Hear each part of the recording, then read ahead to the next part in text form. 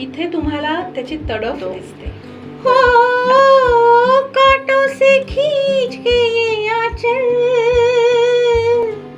तोड़ के बंधन बांधी पायल, हो कोई न रोको दिल की उड़ान को, दिल वो चला. क्या बात है. श्रोते हो नमस्कार. आपण ट्यून केलंय रेडिओ मनभावन 90.8 FM ऑलवेज हार्ट टचिंग आणि मी आरजे शुभांगी या विशेष मुलाखतीसाठी आपणा सर्वांचं स्वागत करते. श्रोते हो, खरं म्हणजे शब्दातून विचारांचा प्रवाह आणि सुरातून भावनांचा आविष्कार जेव्हा हे दोन्ही एकत्र येतात तेव्हा निर्माण होते एक अनोखी लय आणि एक सुंदर अशी अभिव्यक्ती. आजच्या या खास संवादात आपण भेटणार आहोत अशा व्यक्तिमत्वाला ज्यांनी लेखन, गायन, अभ्यास या अनेक क्षेत्रात आपली स्वतंत्र अशी ओळख निर्माण केली आहे. हो, आज आपल्या सोबत आहेत लेखिका, गायिका, स्तंभ लेखिका आणि सिने संगीत अभ्यासक, अनेक उपाध्या ज्यांच्याकडे आहेत अशा आदरणीय श्री मृदुलाताई दाढे मॅम. त्यांचं व्यक्तिमत्व म्हणजेच एक सुरेल कविता, एक विचारमय लेख आणि एक संवेदनशील अभ्यासक असं आपण त्यांना म्हणू शकतो. श्रोते हो, मृदुला दाढे या नावामागे आहे प्रखर अशी संवेदनशीलता आणि कलाप्रेमाची खोल जाणीव.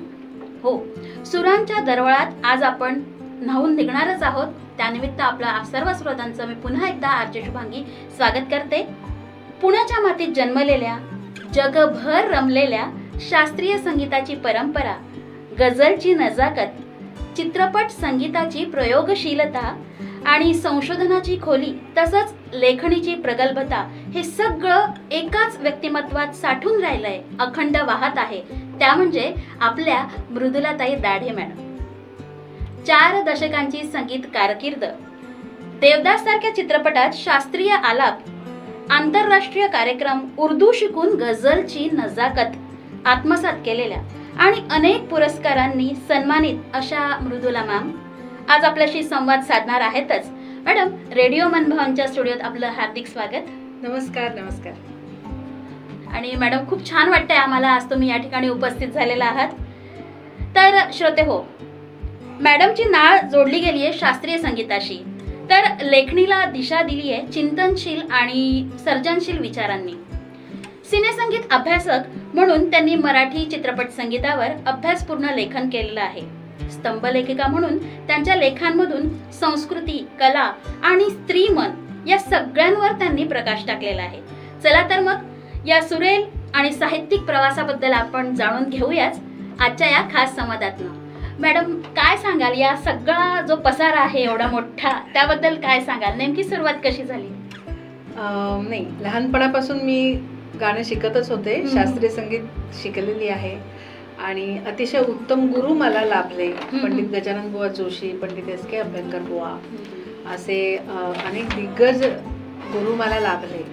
त्यामुळे माझ्यावरचे संस्कार अतिशय उत्तम झालेले आहेत. माझ्या घरात गाणं होतं, पण गाणं शिकल्यानंतर अशी एक स्थिती येते की माझा एक पडाव येतो आयुष्यात की आपण गाण्याच्या कार्यक्रमात गायला लागतो आणि मग त्यातही आपलं थोडंफार नाव व्हायला लागतं. तर ती पण एक फेज म्हणा किंवा एक तो कालखंड येऊन गेला.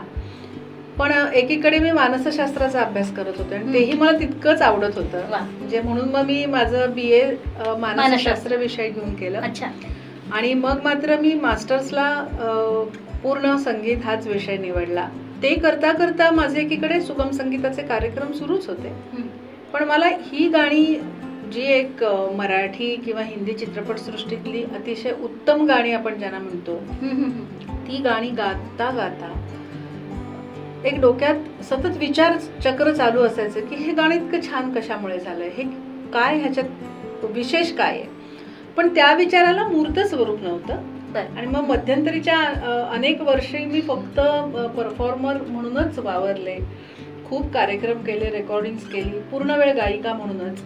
आणि मग मात्र एका पॉइंटला मला असं वाटायला लागलं की ह्याचा ना नीट अभ्यास करायला हवा, ह्याचं डॉक्युमेंटेशन व्हायला हवं आणि त्या अभ्यासाला एक दिशा असावी आणि त्याला एक मोहर उमटावी की हा अभ्यास खरा आहे आणि बरोबर आहे, योग्य दिशेचा आहे.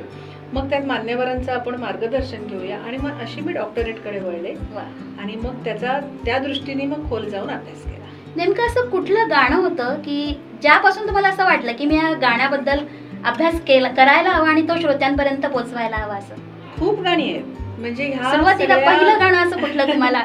असं सांगता येणं अवघड आहे, पण जयदेव साहेबांची गाणी मी जास्त ऐकत होते त्या काळात. आणि मग मदन मोहन आणि जयदेव हे माझे आवडते संगीतकार त्या काळात म्हणजे होतेच आणि आताही आहेत. पण तो एक असं म्हणतो ना आपण, एक काही दिवस असतात की आपण एका म्युझिक डायरेक्टरच्या अगदी म्हणजे प्रत्येक गाणं त्याचं ऐकावं असं वाटतं. तर म्हणजे माझा स्वभाव असा आहे की एखादं गाणं मला आवडलं तर मग मी ते इतक्या वेळा माझं ऐकून होतं किंवा त्याच गाण्याचा विचार अखंड आठवडा पण चालू शकतो. त्या काळात मी तसं त्या जयदेव साहेबांच्या आणि मदन मोहनांच्या गाण्यांमध्ये पूर्ण अशी बुडालेली होते. आणि मग आपकी याद आती रही रातभर, चष्मे न मुस्कुराती रही रातभर, हे गमन चित्रपटातलं जयदेव साहेबांचं गाणं मी ऐकलं. आणि मग माझा विचारचक्र सुरू झालं की हे गाणं किती वेगळं आहे, हे नेहमीच्या गाण्यांसारखं नाही, याचा अंतरा आणि मुखडा पॅटर्नही वेगळा आहे. आणि जयदेवांनी असं बऱ्याच गाण्यांमध्ये केलेलं दिसतंय की अंतरा आणि मुखडा यांचा पॅटर्न तोडलाय. अच्छा, म्हणजे बंडखोरी ही संगीतकाराकडे दिसतेय. मग तिथून हे विचारचक्र सुरू झालं की गाणं बांधलं कसं जातं, गाण्याची बांधणी. मग एक आपण म्हणतो ना, म्हणजे research is all about going from general to particular. Right. तुम्ही आधी तुमचा विचार असा भरकटलेला असतो, हळूहळू तुम्ही त्यात सगळ्या इतर गोष्टी वजा करत करत त्या एका पॉइंट पर्यंत पोहोचता. तसं खूप गाणी, खूप संगीतकार करता करता मी आधी कोअर पर्यंत पोहोचले की मुळात मग कंपोजिशन म्हणजेच काय आहे. बरोबर. की एखादी कविता त्याला चाल लावणं ही प्रक्रिया किती सुंदर आहे. मग त्यात अनेक मंडळींनी हा प्रयोग केलेत आणि मग ते ओळखून ते समजून घेता मग हा प्रवास सुरू झाला. खरं. पण मग हा सगळा अभ्यास करत असताना मला एक जाणून घ्यायला नक्कीच आवडेल, नेमकी सुरुवात शब्दांपासून, संगीतापासून की संगीतकारापासून? संगीतकार हे निमित्त आहे. अच्छा. गाणं काही फक्त संगीतकाराचं नाही ना. गाणं हे कवीचंही तितकंच आहे. बरोबर. कवी, संगीतकार, गायक, गायिका, अरेंजर्स आणि मग ते चित्रपट गीत असेल तर ते कसं त्याचं फिल्मांकन केलंय, ह्या सगळ्या घटकांचा त्यात विचार येतो. पण मग कुठेतरी ही सुरुवात झाली पाहिजे. आणि मग संगीतकार का, तर संगीतकार हा त्या गद्य जे स्वरूपात तुमच्यापर्यंत आहे त्याचं गाणं करणारा शेवटी जादूगार संगीतकार आहे. खरं. अनेक कविता बंदिस्त राहिल्या असत्या पुस्तकांमध्ये. जर का पंडित हृदयनाथ मंगेशकरांनी ती गेली तेव्हा रिमझिम किंवा गेले द्यायचे राहून तुझे नक्षत्रांचे देणे, अशा कवितांना उत्तम चाली लागल्या नसत्या पंडितजींनी जशा लावल्या, तर ह्या कविता पुस्तकातच राहिल्या असत्या. म्हणजे त्या कविता म्हणून श्रेष्ठ नव्हत्या का, तर होत्या, पण त्या काही जाणकारांना माहित होत्या, जे अगदी साहित्याचे बारकाईने अभ्यासक आहेत, अशा मंडळींना माहिती होत्या. पण आज सामान्य व्यक्ती गुणगुणते ये रे घना ये रे घना. बरोबर. हे यश संगीतकाराचं आहे. त्यामुळे मग मी असा विचार केला की पण संगीतकार व्हायचं. क्या बात आहे. मॅम, नुकतीच आपण काही दिवसांपूर्वी तुमची क्लिप जी आहे ती व्हायरल खूप झाली आहे. आणि खरं सांगायचं म्हणजे ज्या वेळेला मी इन्स्टा स्क्रोल करत असताना अचानक ती क्लिप माझ्याही हाती लागली आणि त्या क्षणी मी ती डाउनलोड केली आणि माझ्या स्टेटसला, खोटं नाही पण नक्की लगेच माझ्या स्टेटसला मी ती लावलेली. तर ते कसं काटो से खिचके याच्यात, त्याबद्दल सांगा ना. हो, ती खूप व्हायरल झाली आणि खरं नकळत झालं हे सगळं, कारण माझा अभ्यास गेली म्हणजे अनेक वर्ष चाललंय. PhD ह्याच सगळ्या विचाराची आहे किंवा ह्या सगळ्या विचारांना पायाभूत ठेवून मी त्यावर काम केलंय. त्यामुळे हा विचार नवा नाहीये माझा, खूप आधी झालेला आहे. पण त्याला आपण म्हणतो ना की एका कार्यक्रमात मी ते गाणं सादर करत होते आणि मी नेहमी असंच सांगते त्या गाण्याबद्दल का माझा कुठलाही कार्यक्रम हा फक्त गाण्यांचा नसतोच कधी. त्याबद्दल मला जे सांगायचंय ते मी ह्या गोष्टी छोट्या छोट्या सांगते. त्यामुळे आता जसा तुमचा आनंद शतगुणित झाला तसा अनेक गाण्यांबद्दल मी बोलते आणि मग श्रोत्यांना ते नव्याने ते म्हणतात हे गाणं भेटलं आम्हाला पुन्हा असं. अगदी. तर कार्टून से खींच के आंचलचा माझा जो विचार आहे तो मी मांडला आणि मग ते गाणं पुढे सादर केलं. एक झलक नक्कीच आवडेल मॅडम. आणि पुन्हा एकदा त्या आलापाविषयी थोडं आमच्या श्रोत्यांसाठी. खरं तर आता हे न ऐकलेले असं कोणी मला नाही वाटत बाकी असतील, पण तरी पुन्हा प्रत्ययाचा आनंद. तर त्यातला विचार असा होता की आलाप आपण जेव्हा म्हणतो तेव्हा आलापाला शब्द नसतात, म्हणजे तो मुक्त आहे. शब्द हा काहीतरी अर्थ घेऊन येतो, पण आलापाला काही तसा तुम्ही द्याल तो रंग आहे. आलापाला तुम्ही द्याल तो रंग आहे. मग तो रंग कुठला द्यायचा हे संगीतकारालाही ठरवावं लागतं आणि गायक गायिकांनाही ठरवावं लागतं. संगीतकार त्याला एका स्वरांमध्ये बांधेल, पण इथं गायिकेचं कर्तृत्व असं असतं, तिचं एक कौशल्य असं असतं की त्या आलापात तो भाव आला पाहिजे जो पुढच्या गाण्याचा स्थायी भाव आहे. बरोबर. मग पुढचं गाणं काय सांगताय की ती नायिका बंडखोर आहे. नायिका, कारण ह्याला पुन्हा कथेची पार्श्वभूमी आहे, मी तुम्हाला ते माहित पाहिजे ना की कथा काय सांगते की ती नायिका रूढ चाकोरी सोडून चालली, कारण तिला तिच्या आयुष्यात अशी वेळ आलेली आहे की तिचा पती दाखवल्या व्यसनी आहे आणि तो तिला ते नृत्याची उपासना करायला परवानगी देत नाही आणि अतिशय वाईट अवस्थेत ती आहे. तिच्यातली कलाकार तिने मारून टाकला होता आणि आता राजू गाईडच्या मदतीने तिच्यातली कलाकार आता जागृत आहे. मग ती पुन्हा त्या कलेची उपासना करते आणि तो तिला सांगतो की तू हे कर आता, आणि तुझ्यात खूप पोटेन्शियल आहे, तुझ्यात क्षमता खूप आहे. आणि ही जी तिची स्थिती आहे, हा जो पडाव आहे आयुष्यातला, तो एक कलाटणी देणार आहे. नक्कीच ती कलाटणी, ते तोडून बाहेर पडणं आणि स्वभावातला हा बदल तिच्या, हे मुळमुळ रडणारी आत्महत्या करायला गेलेली मुलगी, ते आता मी नवीन आयुष्य सुरू करणार आहे. मग शैलेंद्रने जे शब्द लिहिले की काटों से खींच के ये आंचल, म्हणजे काट्यांनी भरलेलं होतं आयुष्य, तिथून आता माझं मी मुश्किलीने मैंने मेरा दामन छुड़ाया असं आपण म्हणतो, असं मी ते तोडून पुढे आले आणि तोड के बंधन बांधी पायन. जिथे बेड्या होत्या तिथे आता पैंजण घुंगरू आले. बघा ना ते शैलेंद्रचे शब्द किती प्रत्येक आहे. आपण हे थोडं खूप वेळा ऐकतो त्यामुळे लक्षात येत नाही की तोड के बंधन बांधी पायल, आता कोणी मला थांबवू नका, कोई न रोको दिल की उडान को दिल वो चला. प्रत्येक शब्दामागे किती अर्थ दडलेला असतो आणि तो दडलेला आहे. आणि पुन्हा या स्टेजेस आहेत, त्याही स्टेजेस चालीत दिसल्या पाहिजेत की ते वर वर जाणारं आयुष्य आहे, कलाटणी मिळालेलं आयुष्य. मग बर्मंतांनी ते तसंच बांधलं आणि मग तिथे तो पुढे आज फिर जीने की तमन्ना आणि मरने का इरादा, म्हणजे शैलेंद्र हे दोन्ही एका वाक्यात का लिहितोय की ही जी जुनी सहन करणारी रोजी आहे ती मरणच पावली पाहिजे आणि जी नवीन आहे आता ती नृत्यांगना बनण्याकडे तिचा जो प्रवास आता सुरू झालाय तो तसाच चालू राहायला पाहिजे, म्हणजे तिचा पुनर्जन्म आहे. एवढं सगळं त्या 3 ओळीत आहे. आणि मग तो मी म्हटलं की तो लताबाईंच्या आवाजाची फेक पण इथे महत्वाची आहे की तोच आलाप जर त्याचा टोन बदलला, म्हणजे आता तो कसा आहे आधी,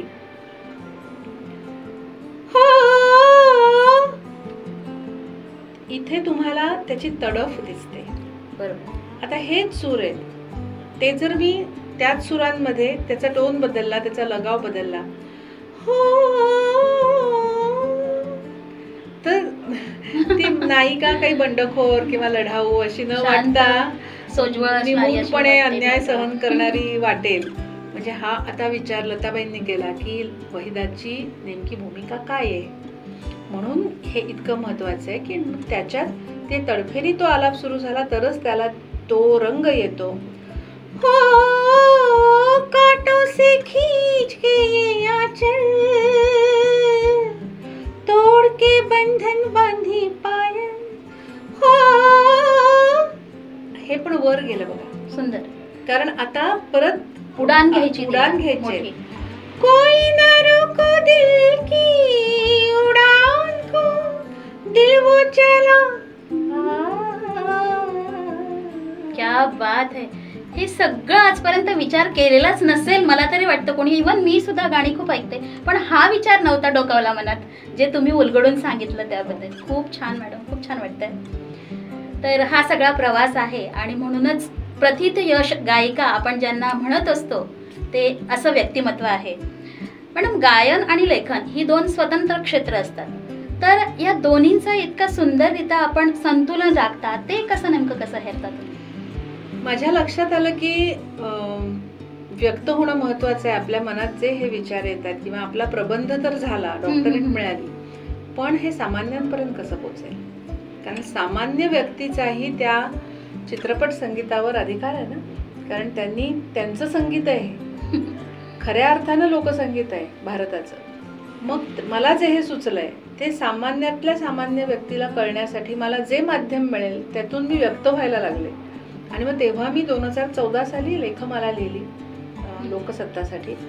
तिथून लिखाणाची सुरुवात झाली. हे सगळंच असं जे काही मला त्या संगीतकारांचा मी अभ्यास केला होता त्यावर मी सोप्या भाषेत लिहित गेले आणि ते प्रचंड आवडत गेलं सगळ्यांना. कारण तुम्ही जसं म्हणलात तसं ह्या गोष्टी लक्षात आल्या. बरोबर, पहिला हाच रिॲक्शन असते की आमच्या लक्षातच आलं नाहीये. तर ते लिहित गेले आणि मग त्यात मला माझी शैली सापडत गेली. अच्छा, वा. एक आणखी वेगळा प्रश्न की संजय लीला भन्साली यांचा देवदास, त्यातला तो आलाप, हे स्वप्नवत सगळं कसं काय अनुभव होता मॅडम? तो एक असा योगायोग होता की त्यांना सोलो असे आलाप हवे होते आणि खूप वर्ष झाली आता मला आठवत पण नाही. पण त्यांना असं हवं होतं की ऐश्वर्या रायची जिथे जिथे एंट्री होते तिथे एक प्रकारचा त्यांना आलाप हवा होता. आणि बऱ्याच प्रकारचे मग त्याने आलाप मला माझ्या आवाजात रेकॉर्ड करून घेतले आणि मग ते ओव्हरलॅप केलेत. म्हणजे त्यांना हवे तसे, म्हणजे त्याची इतकी वेगळी कॉम्बिनेशन्स केलेत की जे सिनेमामध्ये जिथे जिथे ऐश्वर्याची एंट्री आहे तिथे तो आलाप आहे. अगदी जाणवतोच खरंच. तर तुमची संशोधनाची दुसरी बाजू म्हणजे हिंदी चित्रपट संगीतातील प्रयोगशील संगीतकार, अनेक संगीतकारांचा अभ्यास तुम्ही केलेला आहे. तर ते संशोधन नेमकं त्याबद्दल सांगा. आणि त्यात नवीन संगीतकाराचा पण अंतर्भाव आहे का? तेव्हा सुवर्ण काळातलेच संगीतकार घेतले आणि मुख्य म्हणजे त्यांच्या कामावर मी भर दिला. मला विश्लेषण करायला खूप आवडलं. कारण तेव्हा सुवर्ण काळातले तरी जे संगीतकार होते त्यांची प्रत्येकाची शैली होती. त्यामुळे त्या शैलीला अनुसरूनच त्यांनी गाणी दिली. आणि तुम्ही कुठलंही त्या काळातलं गाणं बघा, तुम्हाला ओळखता येतं की हे सलील चौधरींचं असेल, हे नौशादचं असेल, की हे शंकर जयकिशन. कारण व्यक्तिमत्व होतं. कधी कधी कसं होतं, समजा अगदी तुम्ही एक 5 मुली घेतल्यात आणि 5ही मुलींना तुम्ही एकाच प्रकारची केशरचना दिलीत, एकाच प्रकारचा ड्रेस दिलात, तुम्ही म्हणा किती की त्या वेगळ्या व्यक्ती आहेत, पण तरी त्यांना एक तुम्ही एका साच्यात घालता. बरोबर. याच्या उलट हिंदी चित्रपट संगीताचा जो सुवर्ण काळ होता त्यांच्यात कॉमन फॅक्टर हा होता, सामायिक मुद्दा हा होता की ते सगळे सिनेमांना संगीत देत आहेत. साधारण अनेक दिग्दर्शक ठरलेले होते, तरीही त्यांचा स्वतःचा रंग वेगळा होता. क्या बात.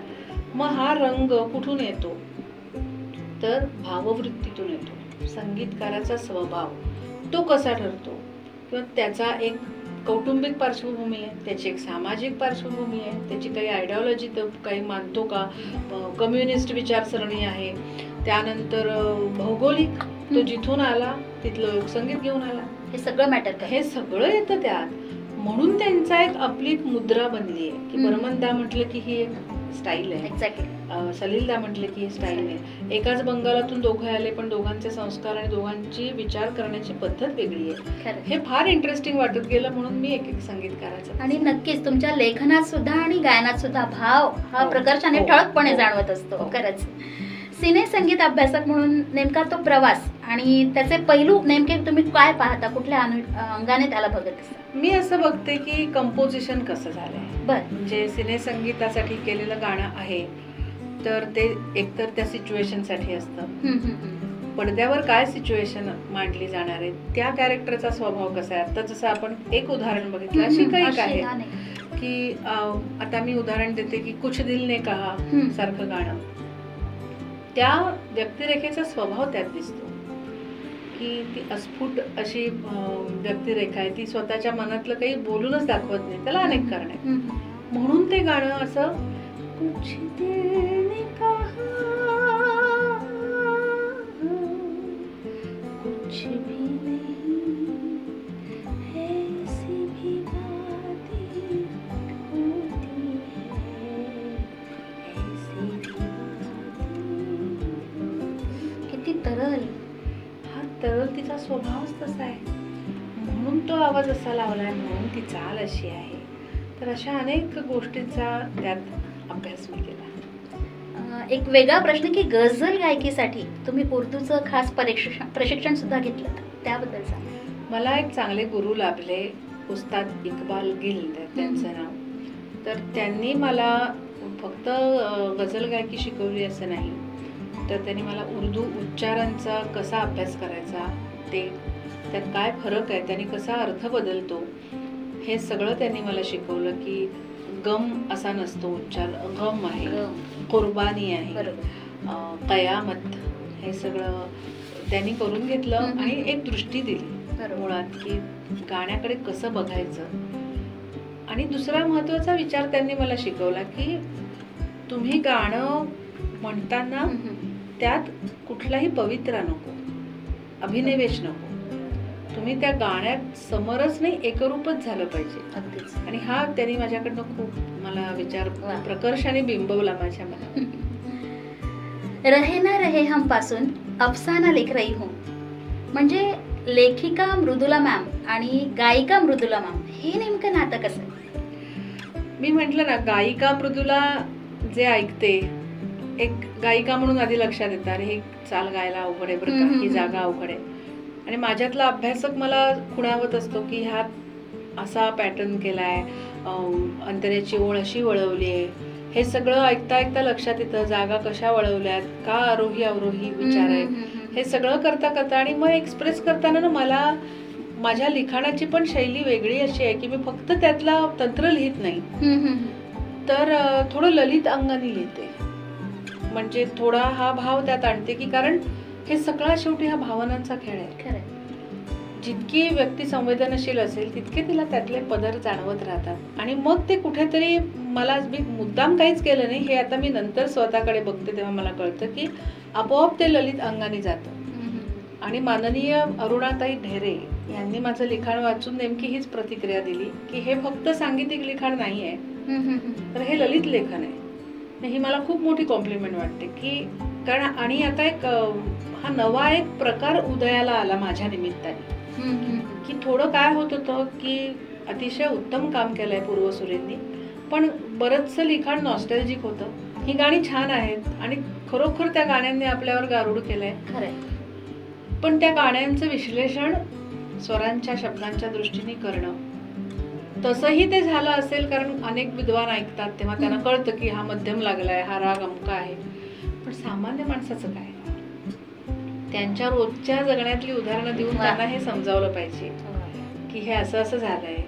म्हणून माझा हेतू हा आहे की मला संगीत हस्तिदंती मनोऱ्यातून बाहेर काढायचंय, ते सामान्यांपर्यंत. एक वेगळा नवा आकार संगीताला या निमित्तानं तुमच्यामुळं लाभला. खरंच संगीत म्हटलं की भाव, आता आपण बोललो की भाव महत्वाचे, पण मग शब्दांचं काय, शब्दांचं सौंदर्य शास्त्र ते तुम्ही खूप चांगल्या पद्धतीने हेरता, ते कसं?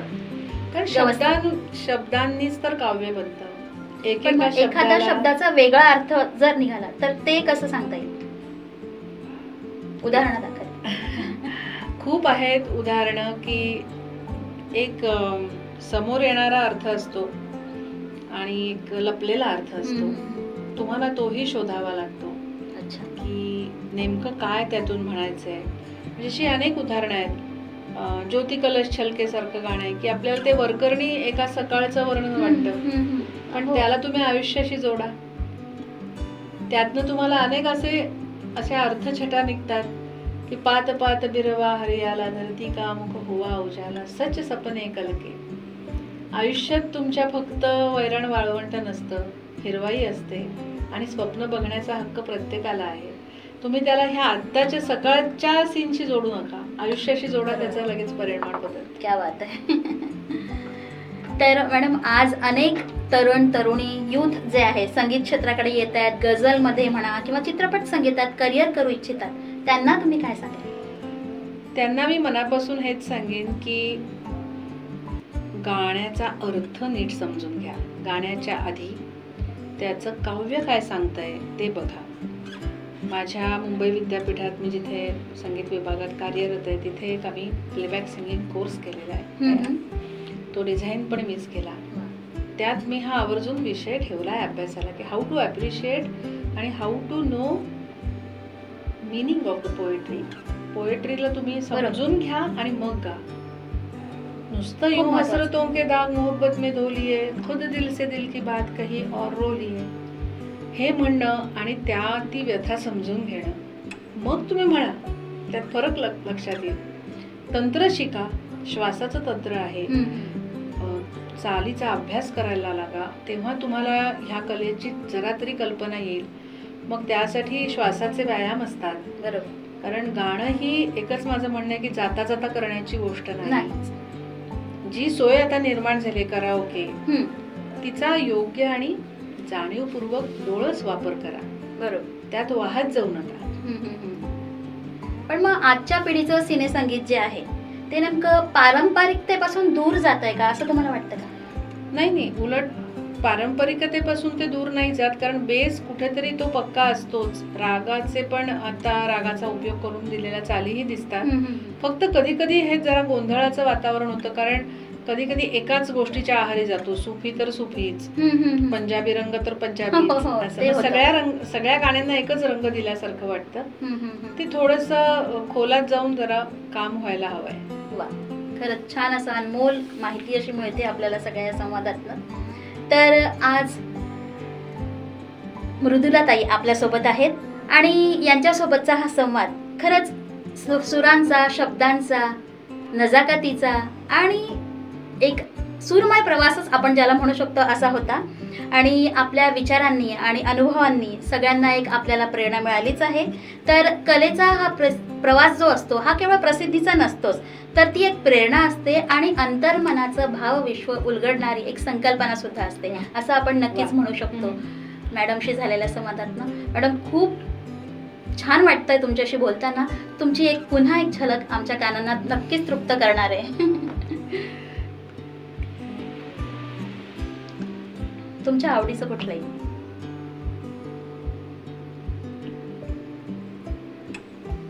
सलिलदांची एक रचना ऐकू. ओ सजना